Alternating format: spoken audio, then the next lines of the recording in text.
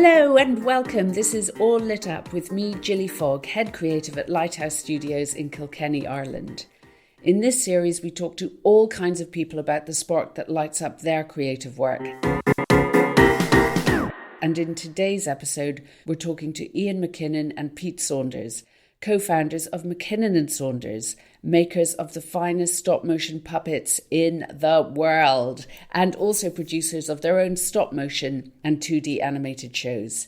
You'll have seen their work in Wes Anderson's fantastic Mr. Fox, Corpse Bride and Frankenweenie by Tim Burton, and Guillermo del Toro's Oscar-winning Pinocchio.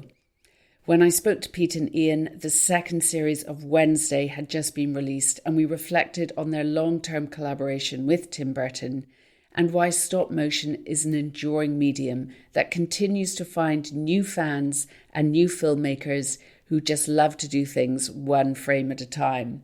Also, Pete's choice of film, the joyous Harvey Krumpet. So thank you so much for being with us. Now let's get all lit up. Good morning. Good to see you. Thank you for being here. And MacKinnon and Saunders is over 30 years old now, which is a remarkable success, and you have such a legacy. And I wonder, going right back to the starting point of your partnership, was it something really gradual that evolved, or was it a decision that you made at the time? I think the company was born out of necessity, because Ian and myself, to cut a very long story short, Ian and myself had been working together at Cosgrove Hall Productions, which is the company behind Danger Mouse and Wind in the Willows, a Manchester-based company.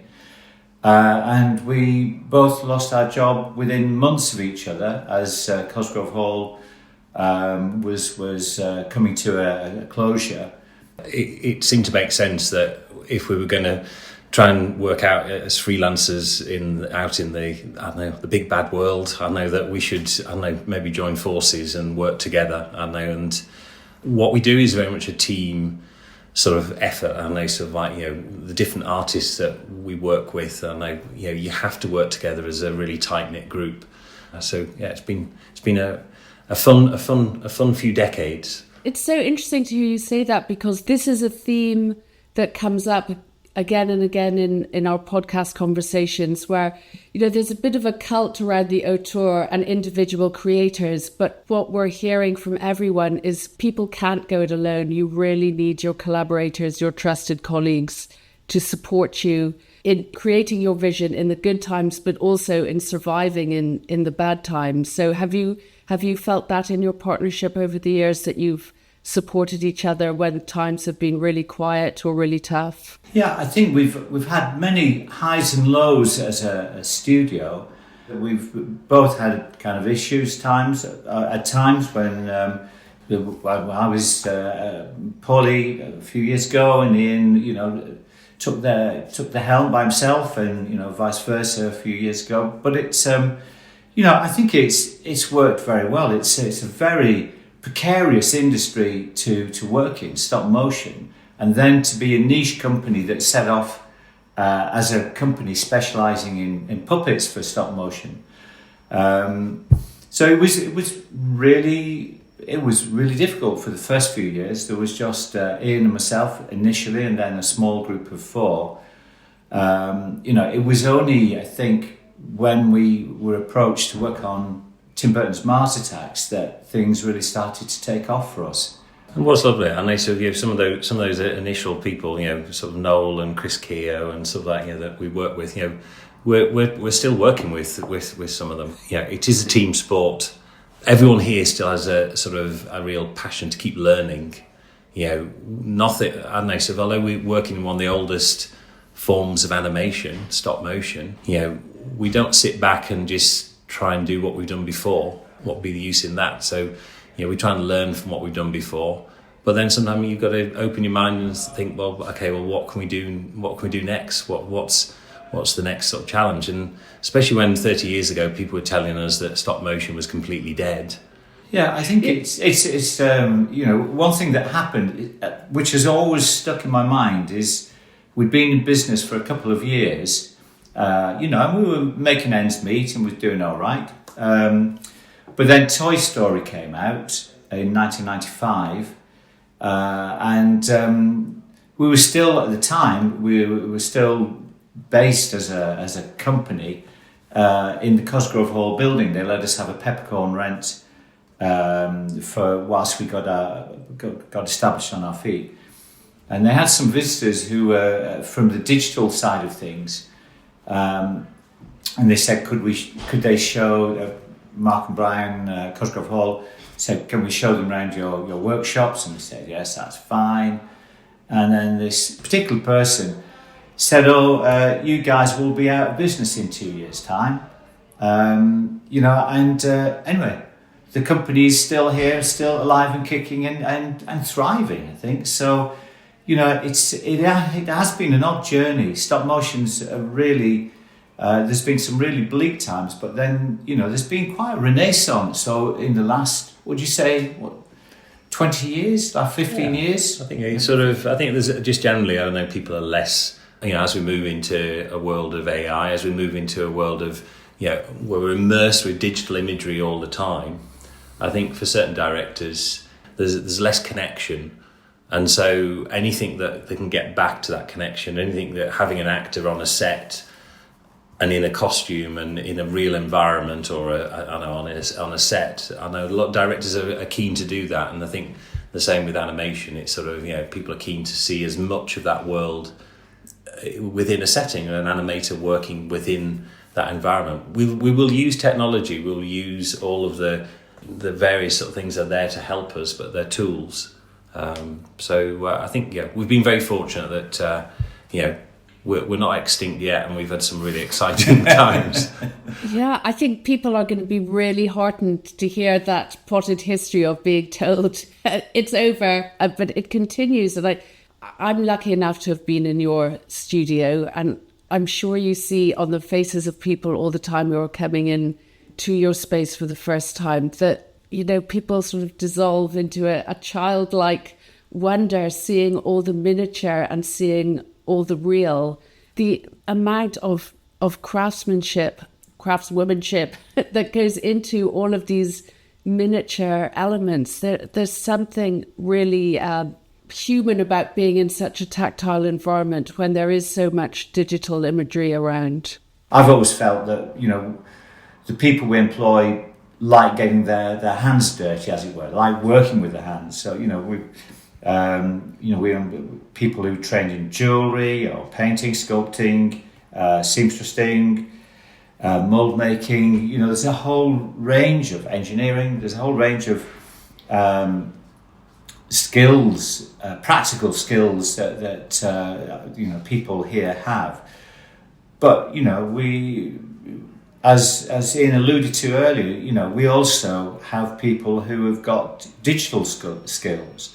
So, we value the traditional, but we embrace the modern skills as well. And, we're not Luddites, are we? We don't want to break the new technologies, but we value the traditional skills that we can, integrate with modern technology. For Pinocchio, for instance, the lead character, we wanted to do as many of the characters, Guillermo del Toro and Mark Gustafsson wanted to do as many of the characters with puppets that had the mechanical head so that the animator could create the performance on the set. But for Pinocchio himself, that just wasn't going to be possible because to get, the look right for the wooden carved head. So we knew that character had to be done with replacements. And Takashi Tatioka, who's one of our sculptors, he is an amazing sort of traditional sculptor using sort of, the character was modelled in plasticine like all of the other characters are. But then we did scan it, and then he worked on it digitally on various elements, and then it was a real mix of technology and digital creation as well as traditional sort of methods. As long as it feels like it's still handmade, I think that's the thing. We don't want anything to feel that the artist's fingerprints aren't still on the character. I started in stop motion, as you know, and when people are getting into stop motion, and now with the sort of democratization of animation, that you can a kid can do it on their iPhone in their bedroom with their Lego, I really experienced that absolute thrill of making something come to life.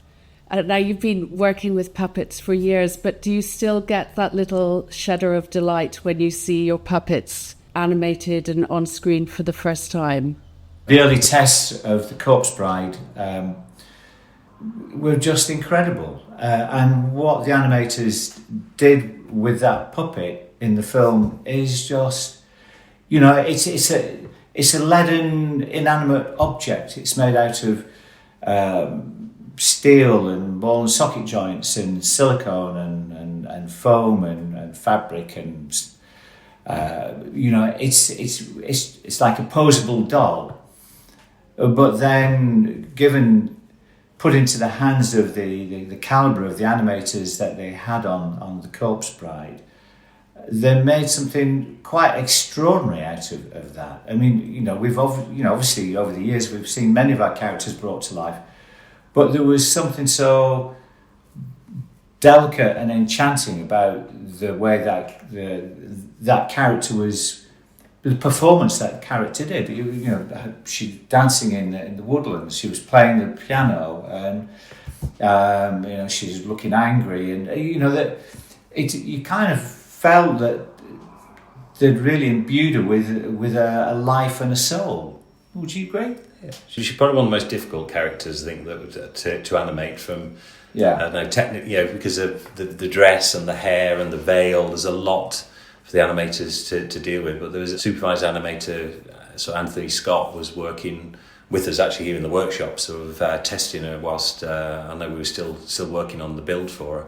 And I don't know, one lunchtime after lunch, he started bending his soup spoon into this Uri Geller sort of like strange shape. And I'm thinking, oh my God, he's lost the plot. What's he doing? But he put it underneath the dress of the corpse bride and then walked her forward, and the dress of all the silks sort of followed the shape of the metal spoon underneath, and that creates this ripple of wind, of air going through it, and it gives this beautiful light touch.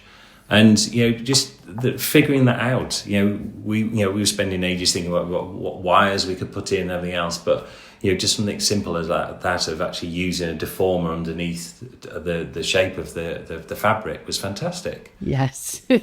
So you mentioned The Corpse Bride, which of course is a Tim Burton film, and you have now, a really long established relationship with Tim Burton, and most recently on Wednesday Series 2, you did this really wonderful sequence.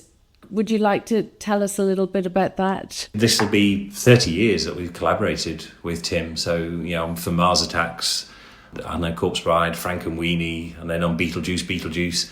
And the two writers, sort of Al Gough and Miles Miller, were the writers on Beetlejuice too. So I know they've been introduced to stop motion, I know, by Tim on that project. And whilst they were working on season 2 scripts, there was a flashback scene that they were imagining of, I know, Ajax telling the story of the tale of the skull tree, and I think they just suddenly, a light bulb sort of shined, and they sort of thought, why don't we do this as a stop motion thing? And I think they proposed the idea to Tim, and he absolutely loved it. Because it so suits the aesthetic of the whole show. It was a really lovely, fun project to get our teeth into, and so we talked about it for quite some time and came up with some imagery, and we're trying to sort of get the right sort of aesthetic. And in the end, Tim sculpted one of the character heads himself for the boy and captured this. The roughness and the sort of the naivety to it is the strength. I can only imagine that it is going to open the door to Nevermore, the stop motion series, right? That would be lovely. Speaking of things with a handmade look, that brings us on to Ian's choice of short film, Harvey Krumpet. Right. Beautiful film. And did you know it only as a viewer? I couldn't see that you'd worked on it. No, we haven't worked on it. We've met, Adam Elliott, I know, sort of a couple of times, and I'm, in awe of his storytelling skills. And I think, remember at the time watching it and sort of, it's an epic story. And they sort of, it's about, a migrant family who've, had to move around the world, and then the challenges that they face, sort of, cancer, Tourette's, disabilities, there's so much in there, these are really sort of dark, sort of, quite sort of deep sort of topics, but he does it in such a way that it has this humour and this warmth to it, and that through the nature of the plasticine, they're quite immobile, but it doesn't lack anything. It's sort of like he's found a way to every frame, every blink, every change of expression. It's so well timed, and it's very moving. And you just think, well, we've been asked all the time to, can you make things that have, can do more, can they have more expression, can you have more movement? We're constantly trying to push for that. But this is a great reminder that, the storytelling and the direction are so important. And I don't know, it's sort of, not direct comparison, but sort of what Guillermo del Toro and Mark Gustafsson did with Pinocchio.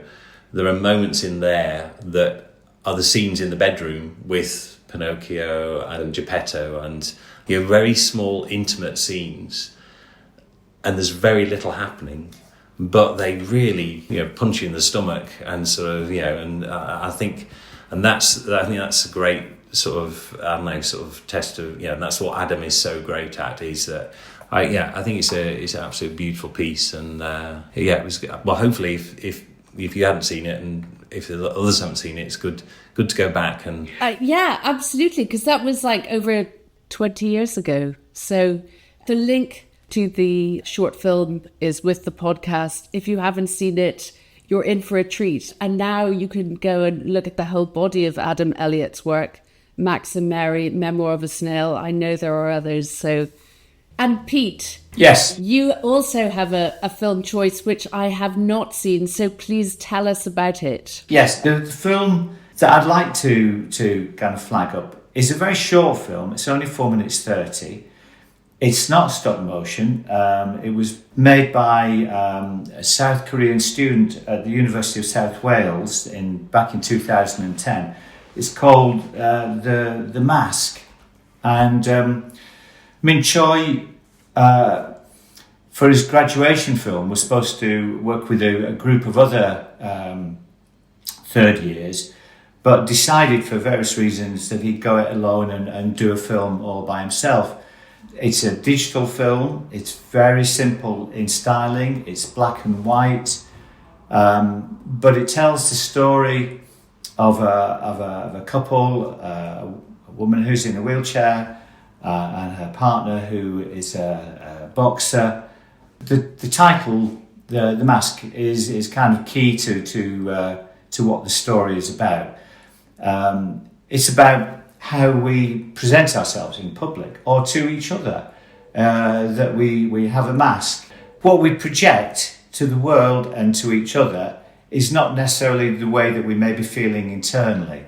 And in this very, very short film, 4 minutes 30, this young South Korean student explores that incredibly well, and it's really moving. It's really in a similar vein to Harvey Krumpet. It says something about being human. This film in a very short space of time, and I think it's brilliant. And I keep plugging it every so often. I'd be really interested to see what you think of it when you see it. But I think it's just shows what one talented person can do by themselves. That's it. Thank you so much to Pete and Ian for being our guests on All Lit Up, and thank you so much for listening. And please look in the episode info for links to the short films Harvey Krumpet and The Masks, both really super choices. And we look forward to having you again on our next episode of All Lit Up. Bye-bye.